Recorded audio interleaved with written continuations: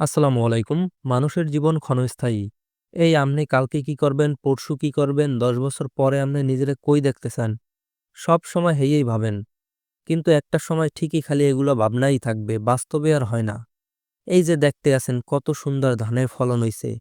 এই কষ্ট করে বীজ লাগাইছে, সার দেছে, দিন-রাত পরিশ্রম করছে, ভালো একটা ফলন হইবে, সবাইরে লইয়া কয়টা ডাইল ভাত খাইবে, শান্তিতে থাকবে এই আরকি।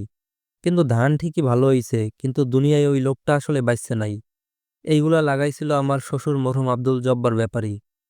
সেগুলাই আরকি আমাগো এলাকার ভাই, কাকা, আত্মীয়স্বজন সবাই হাতে হাতে ভোরবেলা ধানগুলা কাইট্টা বাড়িতে দিয়ে আসতেছে।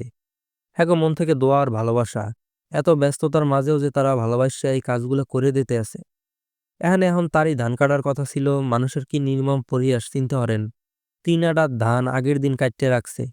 সেই ধান আর পরের দিন নিতে পারে নাই। গরু, ছাগল সব বাইন্ধে রাখছে, কিন্তু সকালে আর নামাইতে পারে নাই।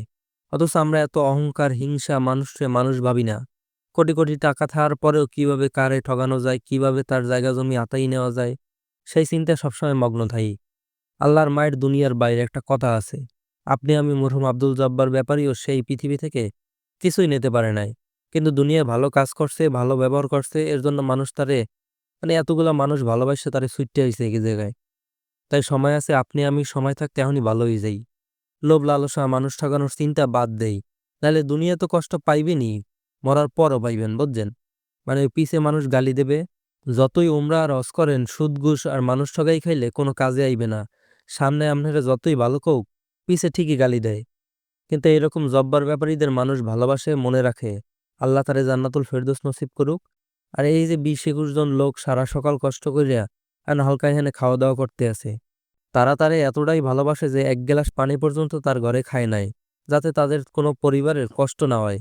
তাদের এমন উদারতা, পরিবারের পাশে এমন সহমর্মিতা, তাদের সাপোর্টকে সম্মান করি এবং ভালোবাসি। ধন্যবাদ সবাইকে। আসসালামু আলাইকুম।